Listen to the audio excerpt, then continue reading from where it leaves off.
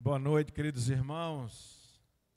Quero saudar a todos vocês em nome de Jesus, o nome sobre todo nome, o nome pelo qual um dia todo joelho se dobrará diante dele e toda língua confessará que Jesus, ele é o Senhor.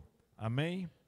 Eu quero agradecer o convite, pastor Moab, o convite da igreja de estarmos aqui novamente, juntos, né? Porque ano passado tivemos com os casais ali, no Praia Bonita. E eu soube que esse ano vocês voltam para Praia Bonita, né? O lugar é muito extraordinário. A gente vai estar lá, irmã Karina, no final de outubro, o nosso planejamento. O retiro de casais da nossa igreja lá no final de outubro, né? Acho que é 24, 25, não sei. Última semana de outubro, a gente está realizando o nosso retiro de casais lá. E eu sei que esse ministério é um ministério muito importante para a vida da igreja. Ministério Família, Ministério Casais, e os irmãos aqui têm sido muito abençoados, né, pastor Moab, pelo Ministério Família da igreja aqui, né, louvado seja Deus, né. Já pude abraçar vários irmãos e reencontrar alguns que estavam lá no passado, né, e bênção demais, podemos estar juntos aqui. Eu queria apresentar para vocês a nossa família. Nós somos casados há 35 anos, nós fizemos em janeiro, 35 anos de casada. Aí você pode pensar assim, o pastor casou muito novo, não é isso mesmo, a gente casou bem novo, né? Eu tinha 23 anos, Tássia tinha 17 anos. Então esse ano eu completo 59 anos, tem quem diga, né? Parece 30 e poucos anos. O pessoal, acho que eu até deixei a barba crescer, para ficar barba branca assim, porque o pessoal achava que eu era muito novo, né? Aí eu digo, vou deixar a barba crescer, né? Ali está a nossa família, essa foto tem uns 2 anos ali, mas tem uma outra foto que é uma foto mais nova, mas o neto não está nessa foto. Essa foto aí já tem um candidato que está quase eleito já, porque vai casar agora dia 19 de julho, nossa filha mais nova casa, está com ele no meio, foi no dia do chá de panela. Aí você sabe quem é o filho pelo DNA mais bonito, né? Os agregados não têm o mesmo DNA, né? Mas a sua direita ali tem Aquiles, que é um genro, casado com a nossa filha mais velha, que é Bárbara, está do lado dele ali, né? Eu e Tássia, aí Beatriz ali do lado de Tássia, Gabriel, que é o noivo dela, e o Ine, que é a esposa de Rafael, que é o nosso segundo filho. Rafael do meio e Bia mais nova, né? Aí na primeira foto tem Vicente, que é o nosso neto, tem 8 anos, vai fazer 9 anos agora em setembro, né? Vai fazer 9 anos em setembro. Essa é a nossa família, somos muito gratos a Deus. Eu vi que tem vários adolescentes aqui, eu queria dizer para vocês o seguinte, quando eu era adolescente eu pensava assim, será que eu vou dar conta de formar uma família? Mas dá, porque a gente pede a ajuda de Deus, né? A gente ora muito antes de fazer essas coisas, ora para casar, porque o casamento, sem dúvida, meus irmãos, é uma decisão, eu não vou dizer, eu vou falar do aspecto material, porque a decisão mais importante da nossa vida é a decisão de seguir Jesus. Mas no aspecto material, sem dúvida, o casamento é a decisão mais importante do ser humano.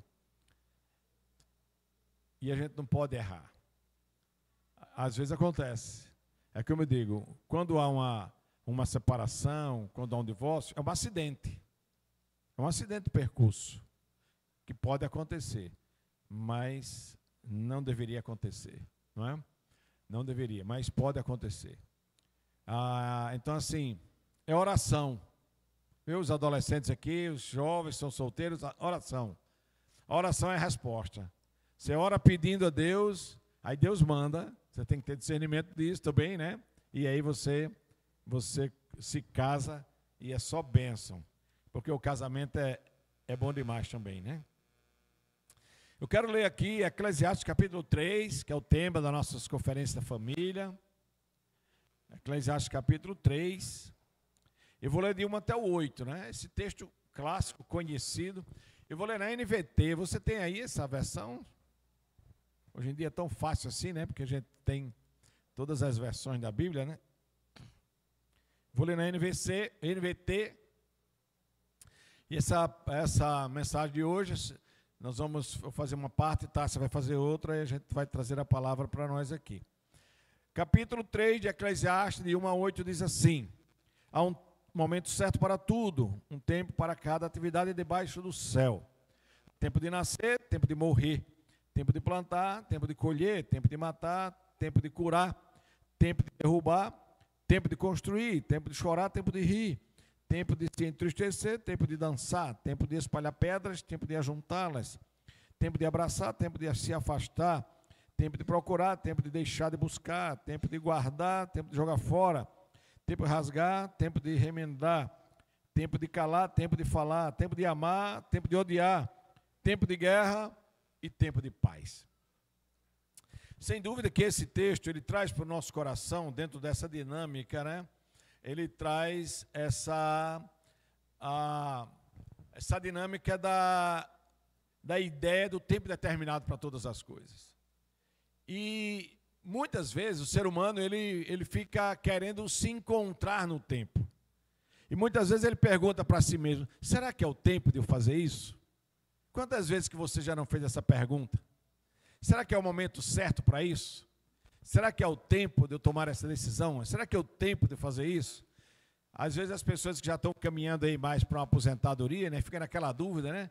Eu dou a entrada logo, eu espero mais, eu já tenho tempo para me aposentar, mas será que se eu esperar mais um pouquinho eu vou melhorar?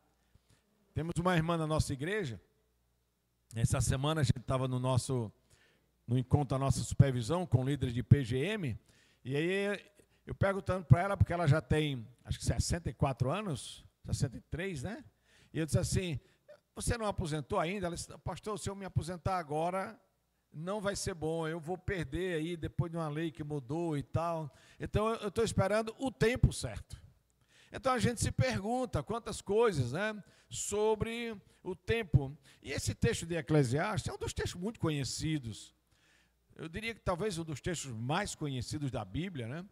Que sem dúvida o Salmo 23, eu diria que é o mais recitado. E ele aborda justamente essa ideia de um tempo determinado para todas as coisas debaixo do céu.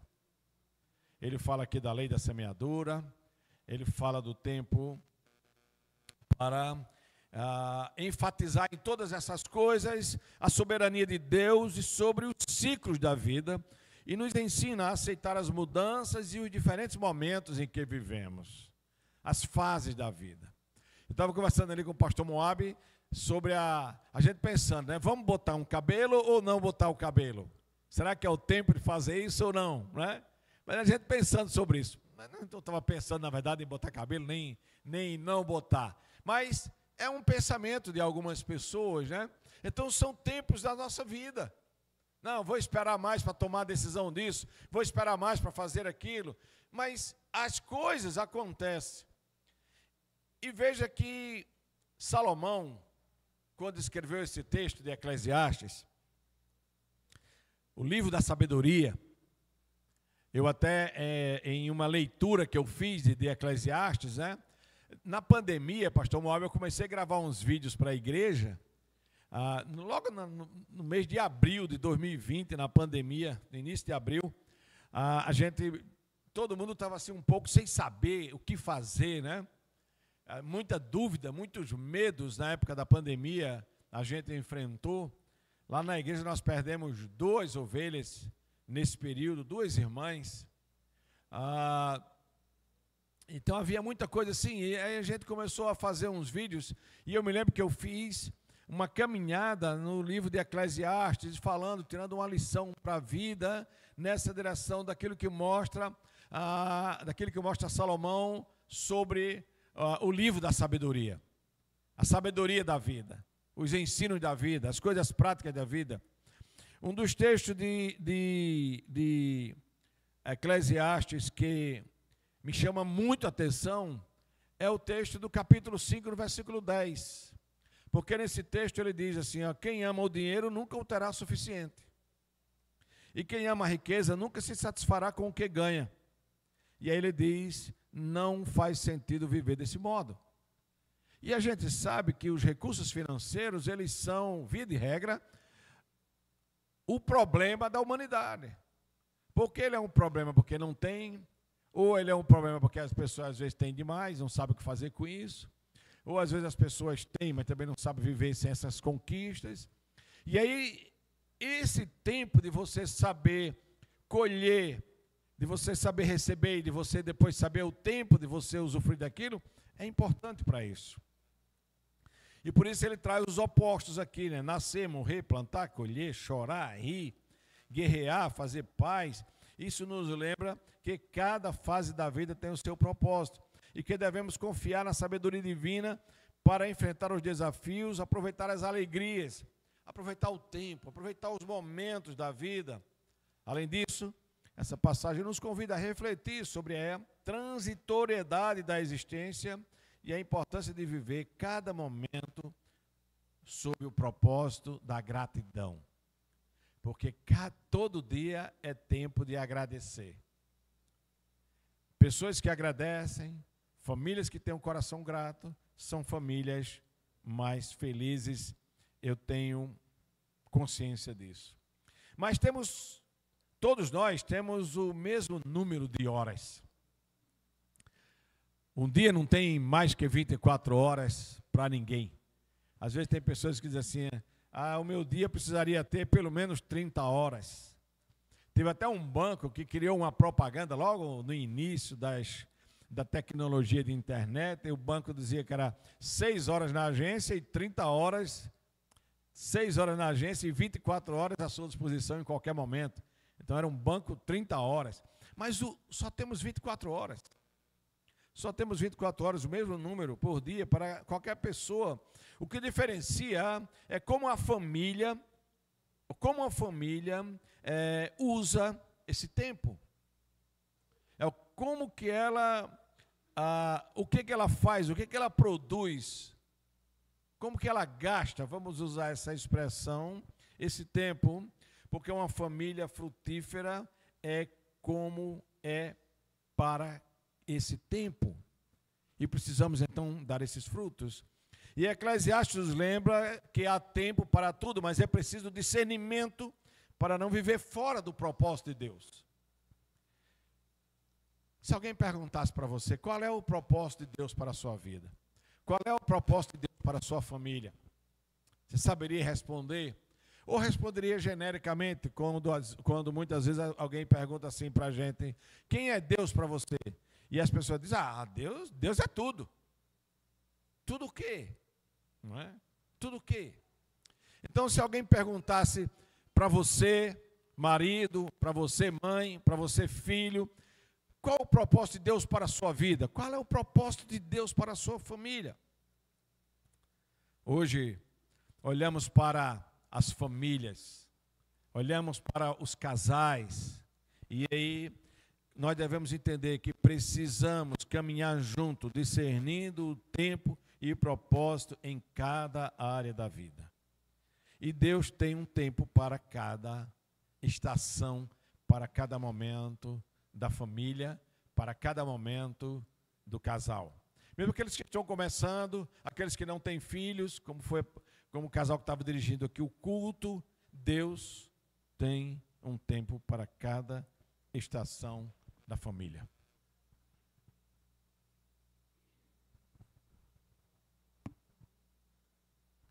Boa noite. Quando falou do nosso tempo, quando nós nos casamos, né? E falou a minha idade, quando casamos, escutei um vixe, né? Foi assim, geral. Quem tem 17 anos aqui? Quem tem 17? 17, cravadinho aí. Algum adolescente aqui? Não, só um. Vai fazer. E essa estação, né? E Deus tem um tempo para cada estação no casamento. Quem tem 15 anos aqui? Olha aí, aumentando.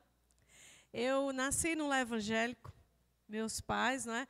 Eu tenho o maior orgulho de dizer que eu tenho aquela carteirinha do hall de bebês. Quando eu fui apresentada na igreja, no hall de bebês, ver aquela coisa toda com o meu nome, e tenho guardadinha. nasci no evangélico, cresci dentro de escola bíblica dominical, tanto eu quanto eu, fazendo de tudo, você pode imaginar. Eu era na Igreja Batista de Parnamirim, né, e ele lá em Goianinha, muito ativa, cresci nas Mensageiras do Rei, classe da escola bíblica, e um dia eu estava com 15 anos, fiquem atentos aí, Mensageira do Rei, no louvor, teatro. Bom, acho que cargo da diretoria não assumi, porque eu não era membro, mas outras coisas fazia tudo. E eu tinha 15 anos, estava participando de uma peça de teatro na igreja, quando o Espírito Santo de Deus tocou no meu coração e eu aceitei Jesus como Senhor e Salvador da minha vida. Fazia tudo dentro da igreja. Nasci no evangélico, sentado aqui com Bíblia e tudo, mas eu ainda não tinha recebido Deus como Senhor e Salvador da minha vida. Eu não tinha ainda sentido o toque. E naquele momento, naquele período, né, um período de 15 anos, inquietações, aquela estação, uma estação tão linda na adolescência, mas tão complicado. Não só isso, né, de aceitar o Senhor como Salvador. Um dia na escola bíblica dominical vai o professor da EBD, da classe de adolescentes, e pede para a gente retratar no papel, para todos os adolescentes, colocar no papel como você queria, de forma muito prática, como você queria a pessoa que você queria casar. Descrevesse, desenhasse. E eu fui colocando ponto a ponto da maneira que eu queria. E isso foi de um impacto tão grande na minha vida que eu terminei fazendo, foi um voto ao Senhor. Eu estava com 15 anos e 6 meses, eu fiz um voto, dizendo, Senhor, eu só vou querer me casar quando eu tiver terminado a faculdade. Eu estava iniciando o ensino médio, terminar a faculdade, e eu quero desse jeito, está aqui. Coloquei diante do Senhor e fiz um voto. 2 anos depois eu estava casada. A gente terminou, eu terminei o ensino médio, 3º ano, e casamos. Terminei em 99, em 89, né, e casamos em 90. Terminei em dezembro, casamos em janeiro. Nos encontramos, nos conhecemos no Conordeste da vida. Quem ia para os congressos do Conordeste, quando a gente ia, até aqui em Fortaleza. Por que eu estou falando isso? Porque as estações, ela precisa mexer. Quando a gente lê que há tempo para tudo, a gente precisa entender. Esse tempo só vai realmente valer e estar diante do propósito de Deus quando a gente tem realmente Ele como Senhor e Salvador de nossas vidas. Quando não, o propósito é meio que frustrado. Para tudo, há uma ocasião certa. Para tudo há uma ocasião certa. Há tempo de semear e tempo de colher. O versículo 2 ele é muito claro, né? Quando ele diz assim, há tempo de nascer, tempo de morrer, tempo de plantar, tempo de colher. Eu preciso pensar nessas questões. O que o versículo 2 está dizendo para nós? Eu gosto muito de pensar em tempo de nascer. Tivemos 3 filhos. E dos 3 filhos que nós tivemos, puro milagre do Senhor. Puro milagre. Eu tive endometriose desde o meu primeiro momento de menstruação, desde o primeiro com muita dor, só que eu casei cedo. Então, eu tive a oportunidade de logo cedo poder ter filho.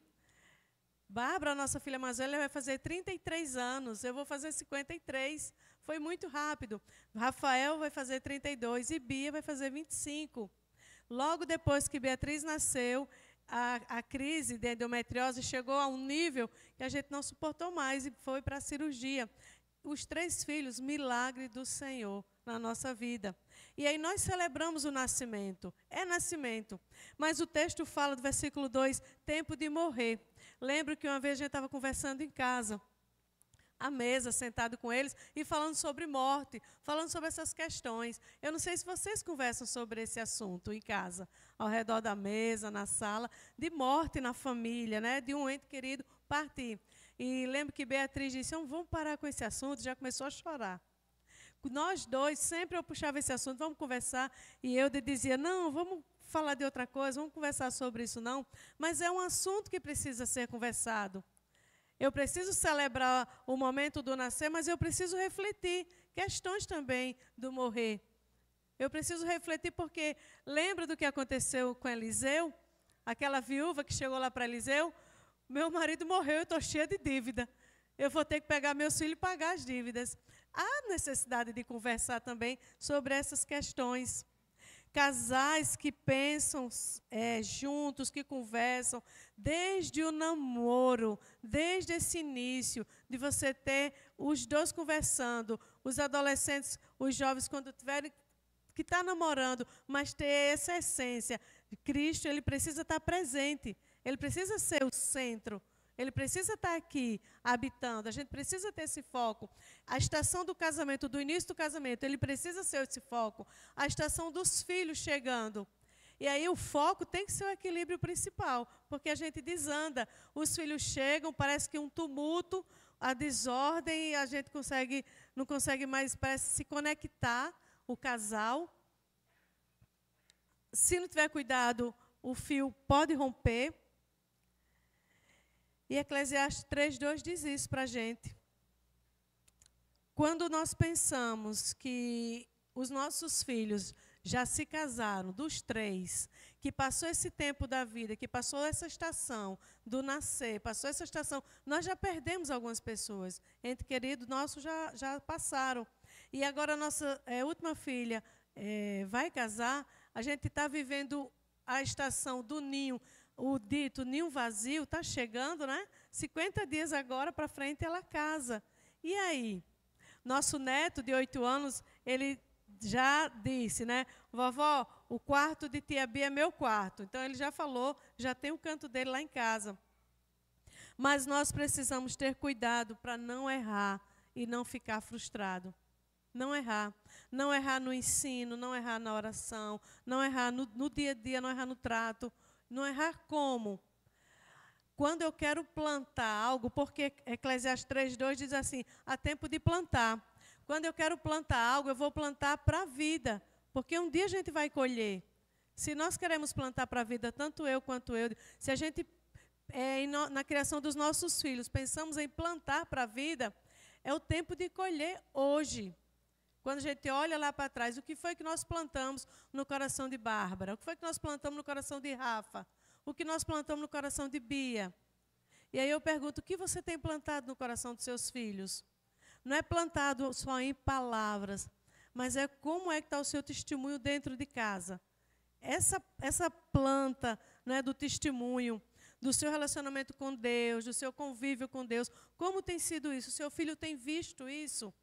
Isso está sendo plantado no coração dele, ao ponto de que um dia você possa olhar e colher, você possa olhar e celebrar os frutos de uma plantação que você fez. Precisamos ter cuidado para não errar e não ficar frustrado no futuro.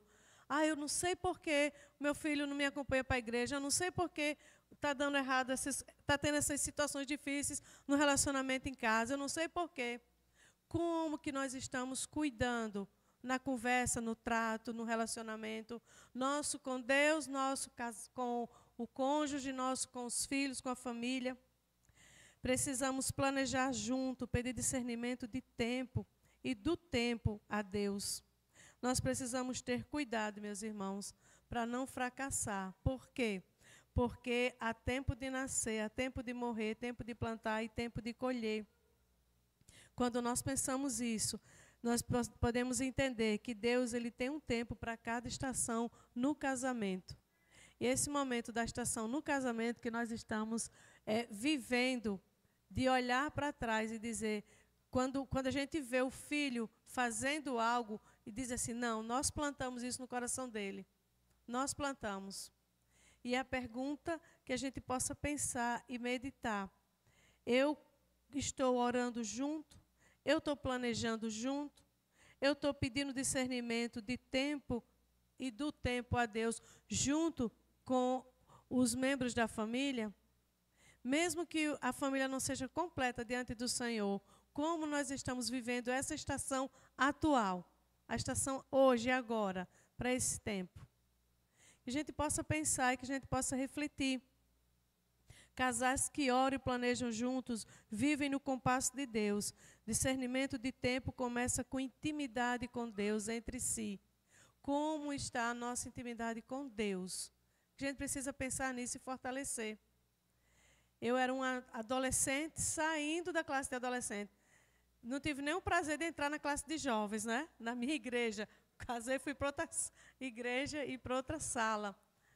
A estação parece assim que teve fez um hiato, mas não fez. Deus perfeito em tudo, perfeito. Tem alguma irmã aqui que está grávida? Tem alguma gestante aqui? Não, né? Tem alguma gestante na igreja? Tem alguma gestante na igreja? Tem.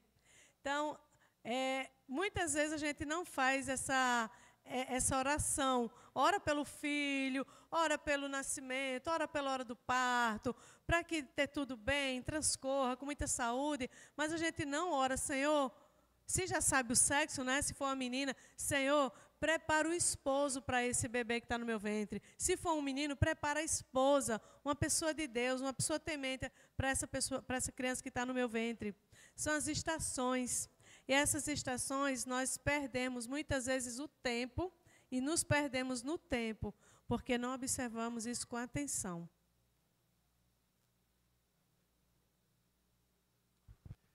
Uma outra coisa que nós queremos também destacar é que viver o propósito de Deus é escolher frutificar em todas as áreas, em todo o tempo. A gente sabe que o tempo passa rápido. Para os que estão aí já com mais de 50 anos, quando você menos espera, o tempo chegou. Para quem é adolescente, e o tempo vai, assim, às vezes eles querem adiantar, mas quando menos espera, você fez 20, 25 anos e já olha para trás, lembrando. Então, é preciso aproveitar o tempo, é preciso viver cada momento e entender aquilo que Deus quer em cada fase da vida. A responsabilidade dos pais para com os filhos, de saber dizer não, de saber dizer sim, porque essa é uma ciência também.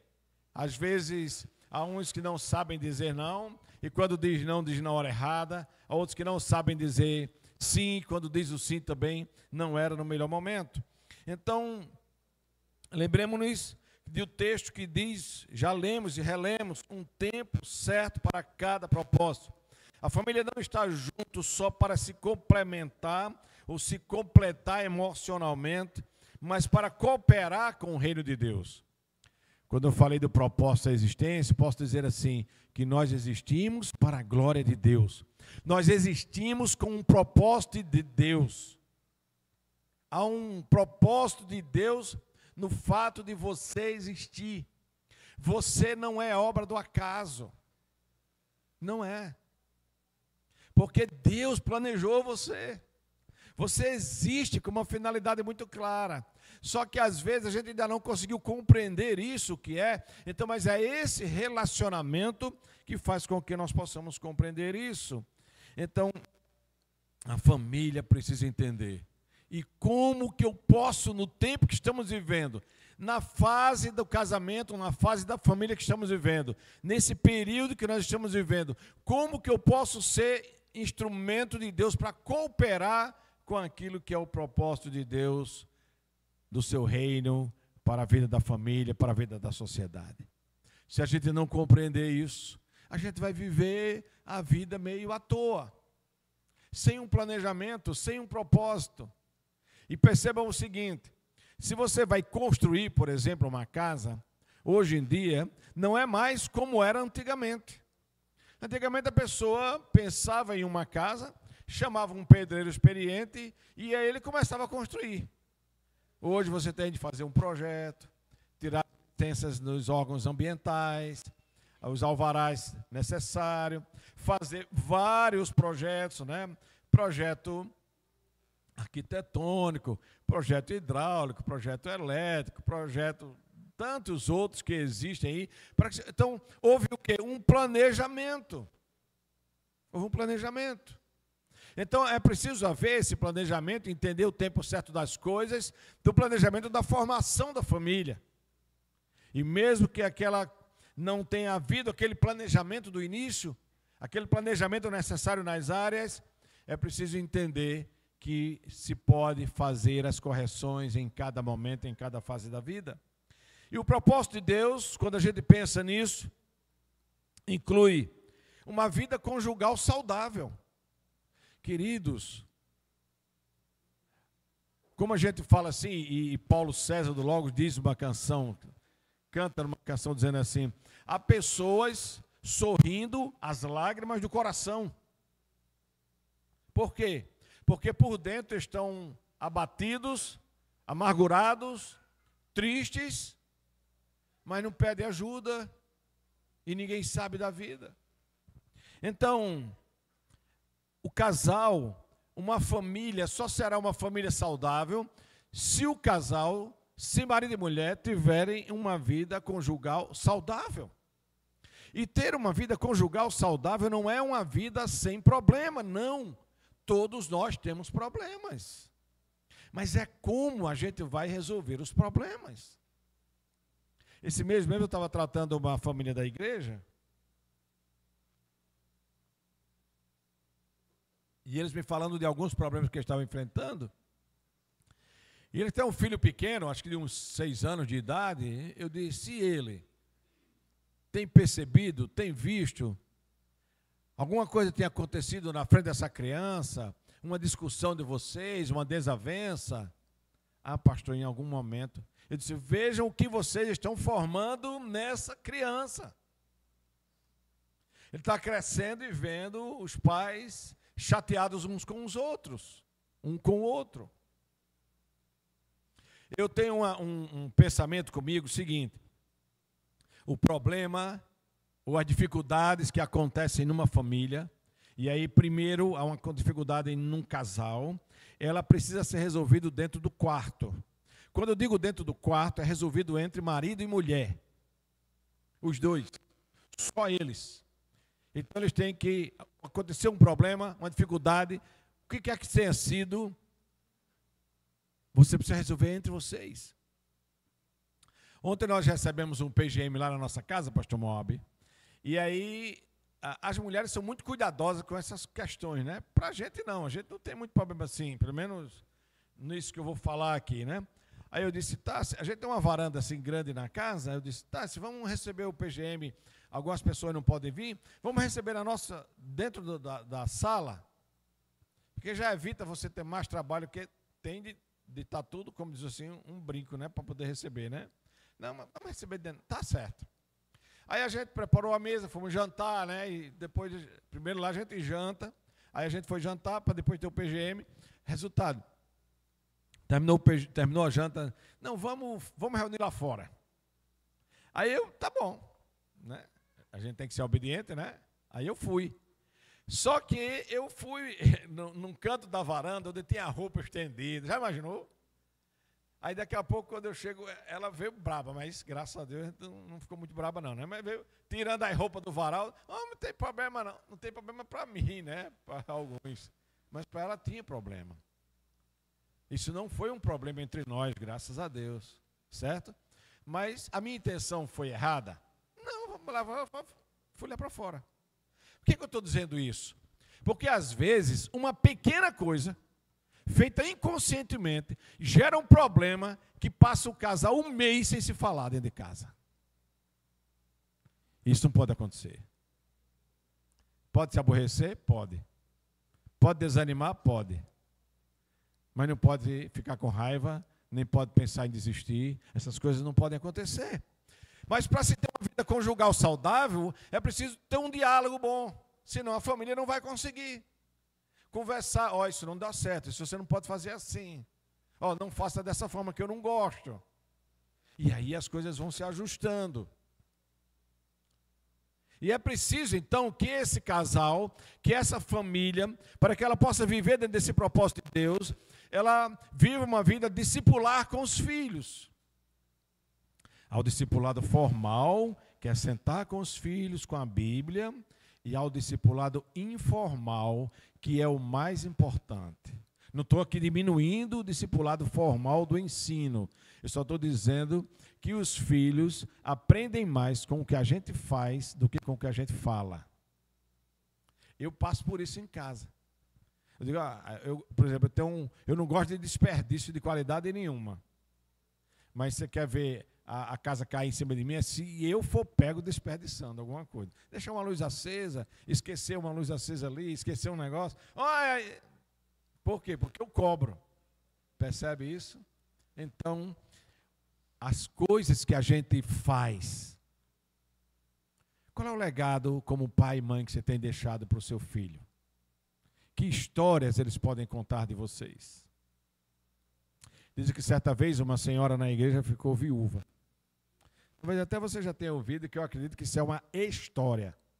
E ela estava, o corpo sendo velado, ela assim de lado, com um menino assim de uns 10 anos de idade. E as pessoas chegavam perto daquele esquife e diziam assim, ah, que homem bom que se foi. Isso não era um amigo, isso era um pai. Cada um que viesse fazia os mais altos elogios para aquele homem.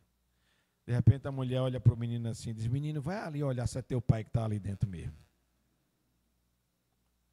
Porque não foi esse exemplo que ele tinha deixado. Então é preciso ter uma vida conjugal saudável, é preciso discipular os filhos e discipular. É uma missão de. Essa é uma palavra, parece muito ligada à questão de igreja, né? Mas todos nós fazemos discípulos daquilo que a gente mostra. É preciso ter um testemunho autêntico no lar. É preciso famílias que se relacionam. É preciso viver o envolvimento com a igreja local. É preciso participar da missão daquilo que Deus está realizando.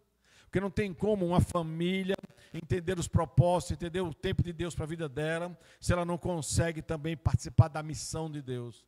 Envolvido na igreja local, envolvido nas ações da igreja, envolvido nos ministérios da igreja. Principalmente quem nasceu e cresceu nesse ambiente. Nós fomos assim.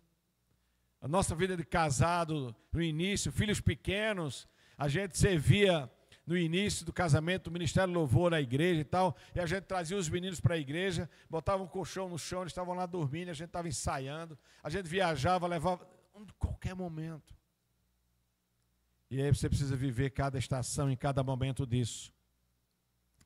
Famílias frutíferas não se limitam a sobreviver entre si, mas a viver com intensidade, a amar aquele espaço, a amar a sua casa, a amar um ao outro. Existem pessoas que não têm alegria na sua vida em voltar para a sua casa. Não querem voltar para casa. Volta porque não tem para onde ir. Então, famílias frutíferas não podem se limitar a apenas sobreviver sem gostar da vida, sem gostar da família. Não. E a razão de ser de tudo isso é a presença daquele que criou a família do nosso Senhor Jesus.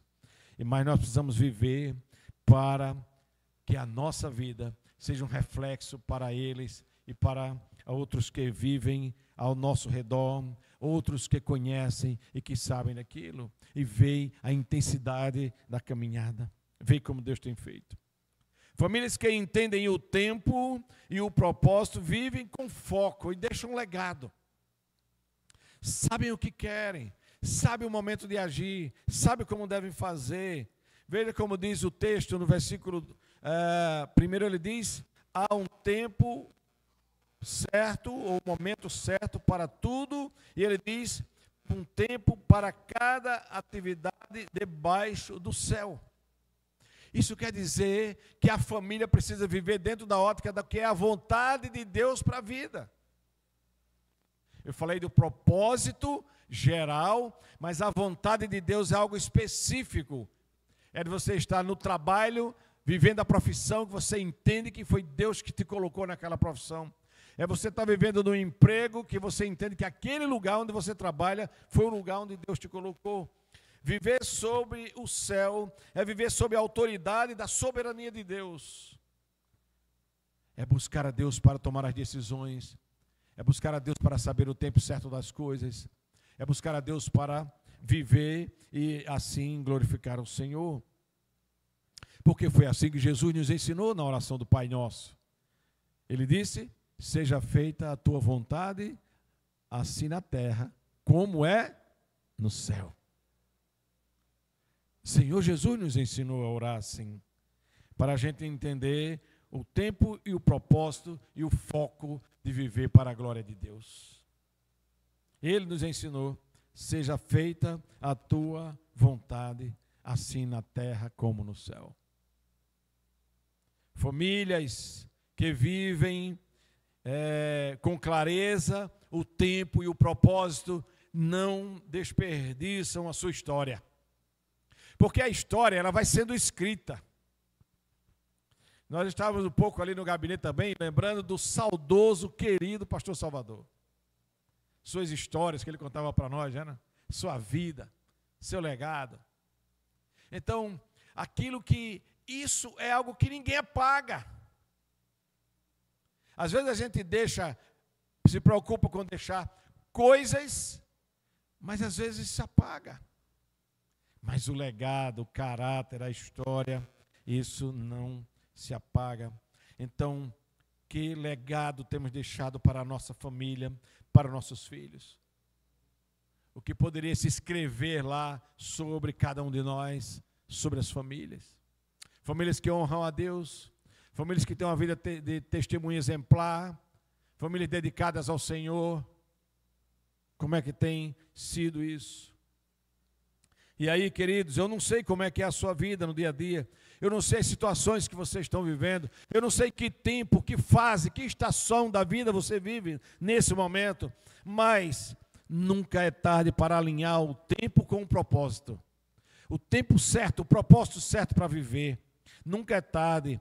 Se hoje é tempo de plantar, amanhã virá o tempo de colher.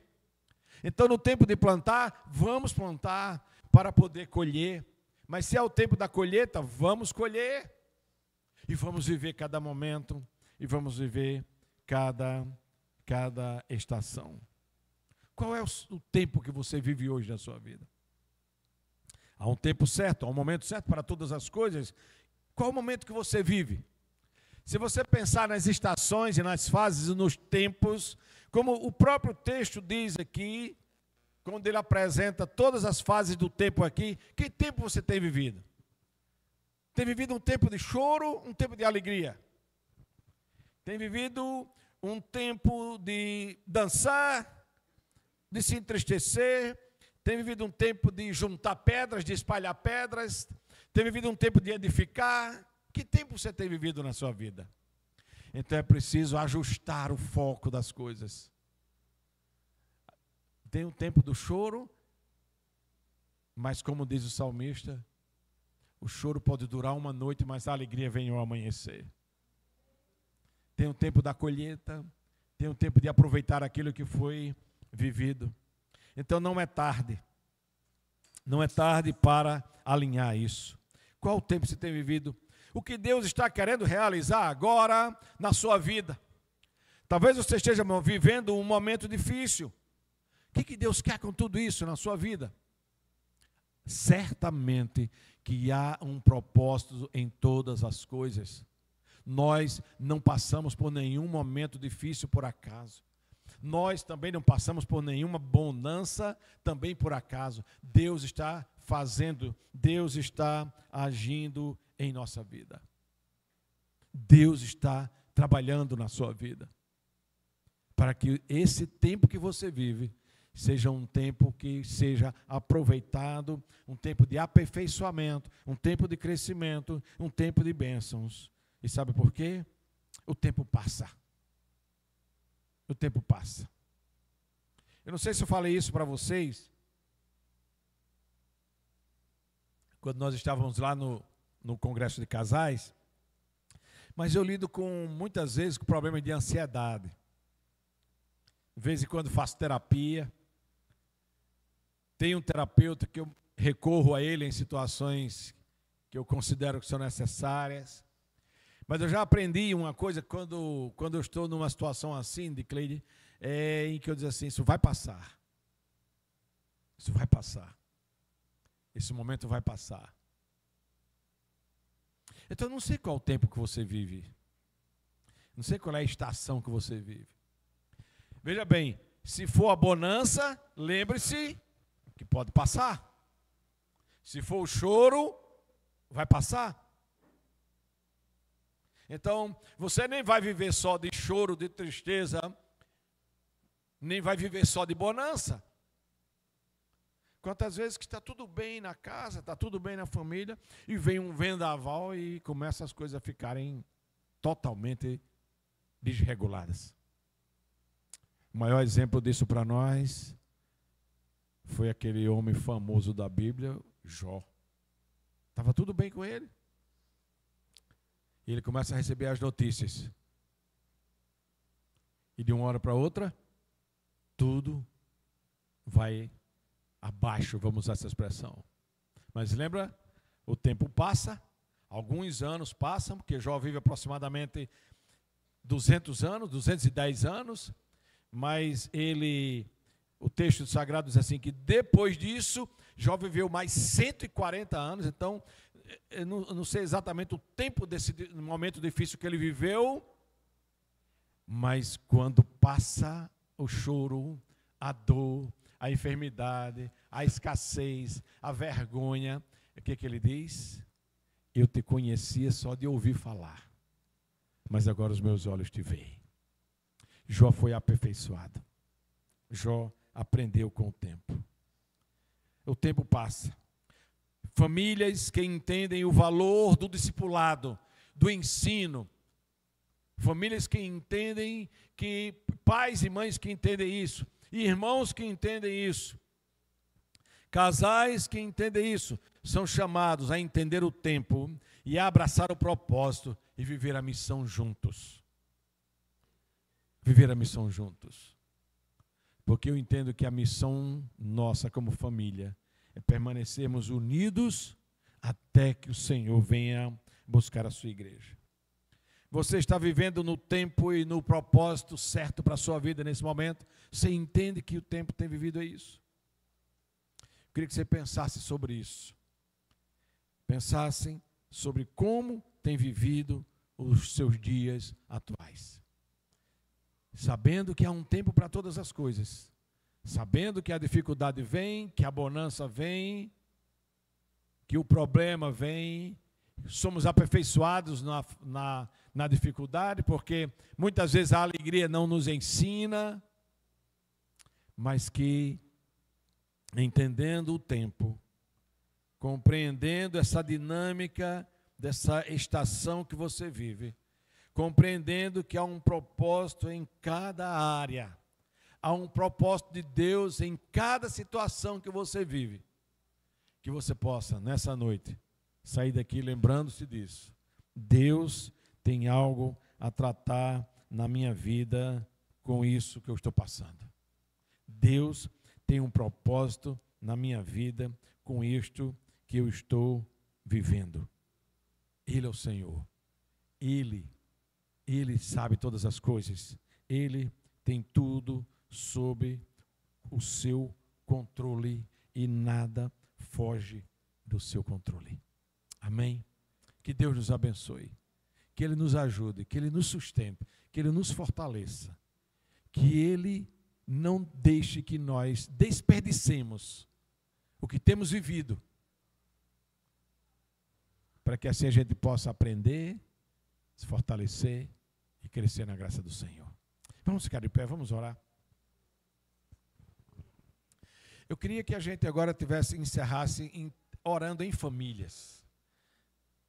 Se os meninos que estão aqui, se os pais estiverem, orem juntos, a família, os pais, os filhos. Quem tem filho aí, chama o filho para perto. Se você está aqui, mas não tem seu pai aqui, sua mãe aqui, ó, se junta a uma família, não fica sozinho. Diga assim, me adote aí como membro dessa família. Pode vir ficar com o pastor aqui. Vem aqui ficar com o pastor Moab, com o de Cleide aqui também. Ó, pode também, vamos. Eu queria que vocês orassem juntos aí, um pelo outro, tá bom? Orem pela família. Antes de você orar, reúne aí tua família, e aí pensa esse tempo, gasta esse tempo para conversar. Conversar, às vezes a gente passa o dia e nem conversa em casa, né? Conversa do que você ouviu. Se alguma palavra, alguma coisa ficou aí no seu coração, conversa entre vocês e orem. Daqui a pouco a gente ora finalizando, mas conversem entre vocês e pensem o que é que a gente pode melhorar nisso? Aproveita esse tempo. O adolescente que está aí fala, né? Conversa com o pai, diz o que está no teu coração.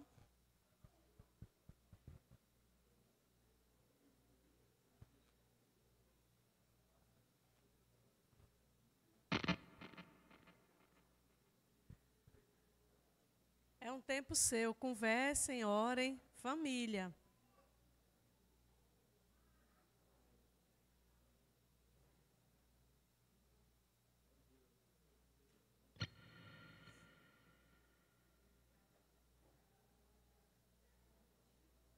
Se tem alguém sozinho, se achega a uma família. Não fique sozinho, não. Observe se tem alguém sozinho aí, traz para perto.